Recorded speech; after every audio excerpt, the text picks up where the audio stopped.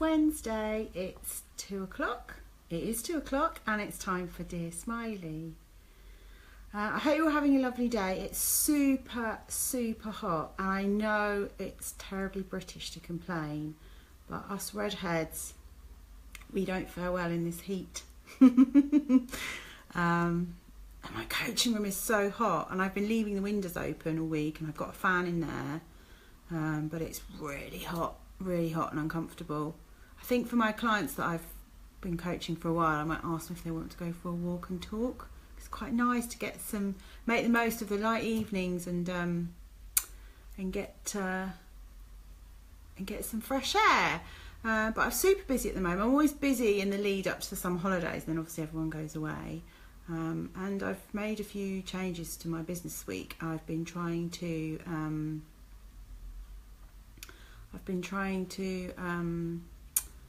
make coaching more affordable for people, so I've put payment plans on the website. So if anyone has been dithering or sitting on the fence about coaching or they're not sure, then go and check those out on the website.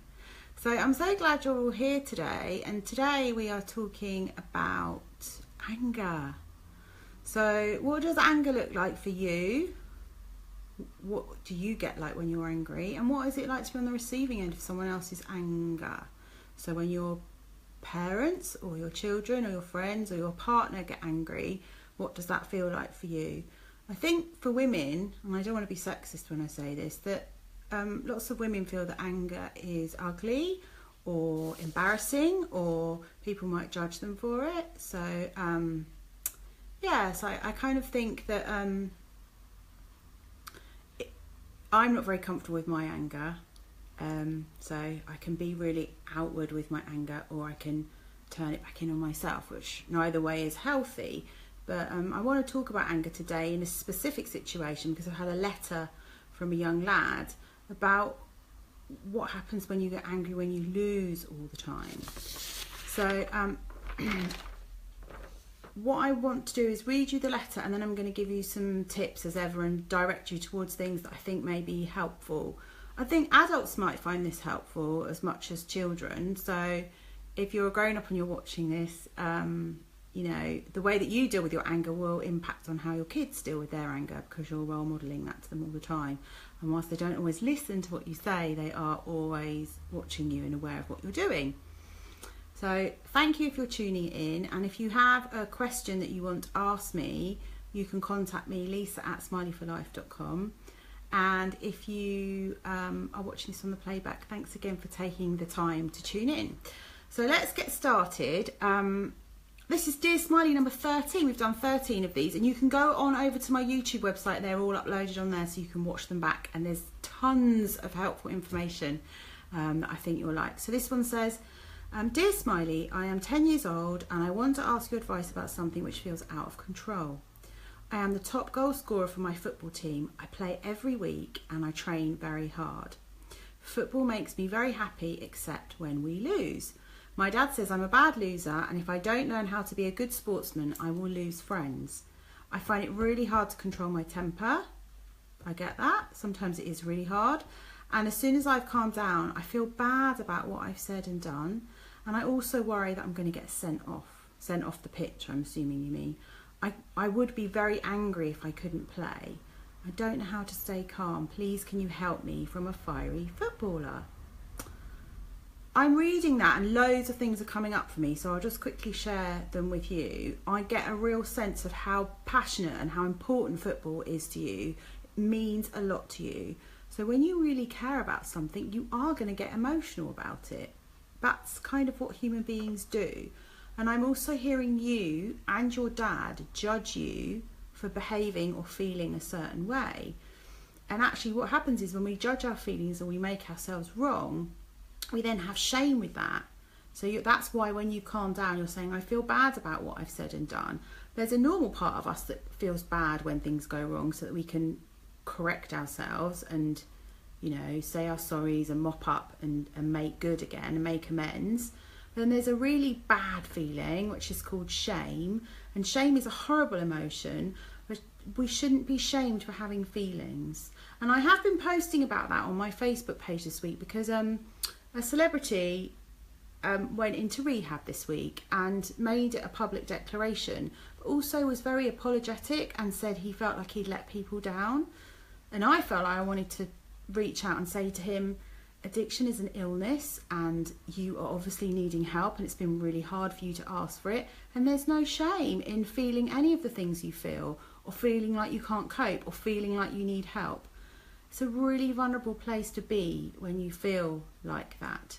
And this lad is training really hard, working really hard at his football, and then he's losing it, and then he's making himself feel bad afterwards for losing it.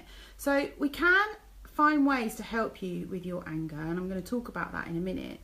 But I also want you to think about what the story is that you're telling yourself around losing a football match.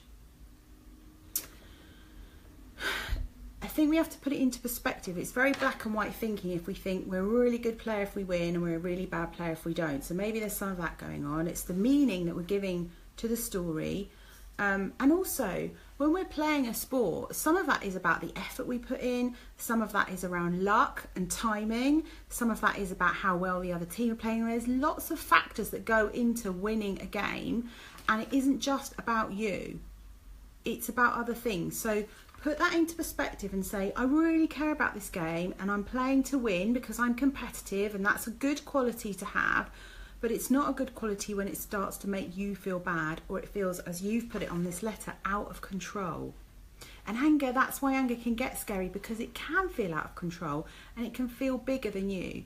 So if you imagine that anger's like an energy and it comes into your body, so let's give it a colour. I don't know what colour your anger is to this fiery footballer. I'm seeing red at the moment. So something triggers your anger, we call that a trigger. So some parents get angry when we don't listen to them. That would be an angry trigger.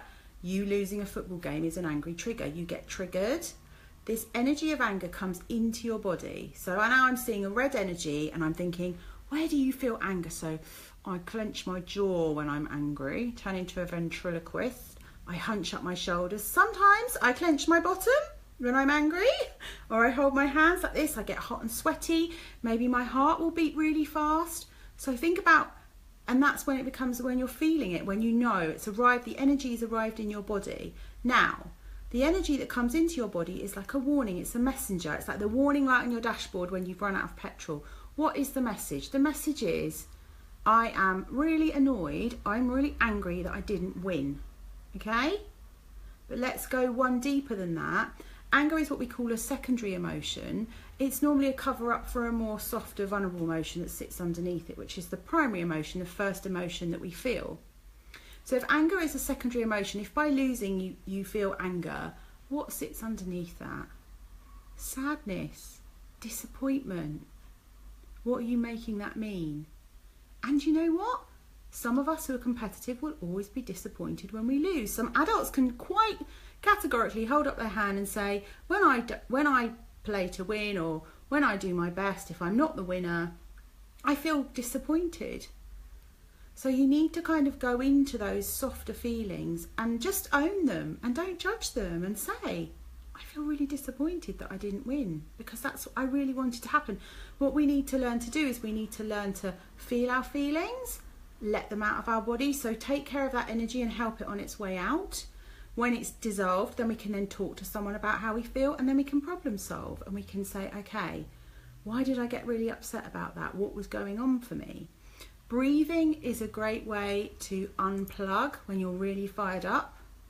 You have to be aware that you're getting angry, which is why I'm saying, where does it come into your body? Because when you're aware of when it comes into your body, then you can breathe through it. And as you're breathing, just see all that red energy leaving your body. Help the energy on its way, and then look at what's going on for you. Because when the red mist descends and you're really angry, you cannot really process anything. You can't really hear, you can't really talk. And I always think that when we say words in anger, when we act in anger, actually that's never a story that ends well. So we have to take responsibility for our anger and help it on its way out of our body, and then we can take action.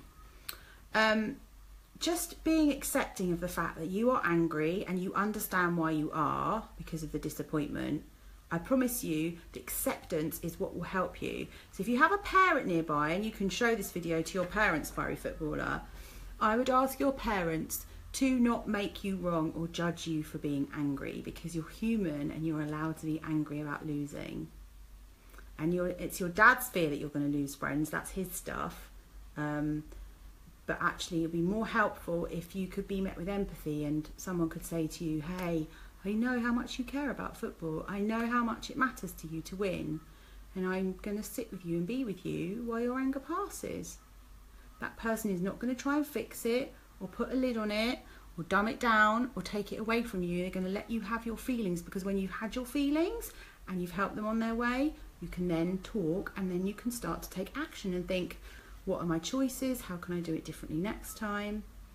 I think what would really help you is about becoming what we call emotionally resilient. So I talk about this a lot, but emotional resilience is how we bounce back from disappointment. So in life, there's going to be a lot of football matches that we lose if we think about the bigger picture. We might not get the jobs we want. The people that we fancy might not fancy us back. We might not get the house that we put a bid in for. We might not get chosen for the school play. We might break up with a friend. There's so many disappointments in life that we have to learn that when we go into a disappointed space, that we can learn to see it as an opportunity to know something about ourselves and to learn, so that we can feel all the feelings, get them out with a trusted person that we love. If we don't have a trusted person that we love when we're older, maybe with a journal, or maybe with someone like me who's a coach who can hold all those big feelings for you and let them pass. And then as we get more comfortable with feeling the disappointment and we know that we can bounce back from it and we can trust ourselves to bounce back from it, guess what? The disappointment doesn't feel so overwhelming and so big to us. And that's something we learn as grown-ups, because I'm sure if there are any grown-ups watching, they will tell you that sometimes they get really upset and disappointed about things and it takes them a while to get over it. And I think it's because you care so much about football that you're disappointed. So things that you really care about, that you really, really, really, really want, Spice Girls, are the things that can make you mad and frustrated. But underneath that madness is these really soft, disappointed, sad, upset feelings. And I think for a boy playing football, and I may have this wrong, but when you get to a certain age, you don't cry on the pitch in front of your friends. Which is why I love Gazza the footballer, because he cried, didn't he, when he was playing for England? So let that be a lesson for all boys that play sport. Apparently, my little clients tell me that it's okay to cry if you've hurt yourself, but it's not okay to cry if you lose. Do you know what? It's okay to cry whenever you want to cry. Tears are just water. They're washing away all those horrible feelings. And boys are sensitive. They are sensitive. And if it's not okay to cry in front of your friends because your friends tease you, then maybe you can hold on to your sads and cry in the changing room on your own, or cry in the toilet, or maybe you can wait till you get home and have a little cry with your mum and dad and have a cuddle and make sure you're okay. I mean, you're 10 years old, and learning to be in touch with that really sensitive part of yourself is really important. One day you'll be somebody's wife, and if you're very sensitive and understanding, you'll make a really nice husband. It's a good quality to have, to be sensitive and in touch with your emotions. You know, one of the days of all these butch burly men who have to man up and get on with it, there's a time and a place for feeling sad and disappointed. And I think when you're 10 and you're playing football and you love it, it's okay to be sad and disappointed. So another thing that I was thinking that you could you think of a mantra that you could say to yourself when you lose? So, you know, there's some kind of what do you call them, sayings that I'm thinking of. Things like, you know, that's the way the cookie crumbles, or some you win or some you lose. And to kind of take the importance off the winning, because I'm wondering how much you're enjoying the game as well, because when your intention is to win, that's a great energy to bring to a game. But when you start to lose, there's a bit of a tension and a bit of a and then that's not the same energy as like playing and you play your best when you're enjoying it and having fun. So that's a really important thing to remember as well. So I hope that's important. And you know what I'm going to say, how you get a growth mindset. Da, da, da, da, da, da. Smiley thought cards. And before I came online, I picked a card for the fiery footballer, and it was no word of a fix. I wish I should shuffle and do it online to show you next week. You're never going to guess which card I picked. It is a boy playing football. Seriously, the magic of these cards is incredible. And it says, I'm proud of who I am. This is a love card. And on the back it says, stop comparing yourself to others. Be the best version of yourself. So if you're always being the best version of yourself, you're proud of who you are, you're not making yourself wrong because they won and I didn't. That means they're good and I'm bad. That's that black and white thinking again. Comparing yourself to other people will drive you insane because you will always meet somebody richer, poorer, happier, sadder, smarter than you. But why don't you just look at your own unique qualities? And that's the thing I want to say to you.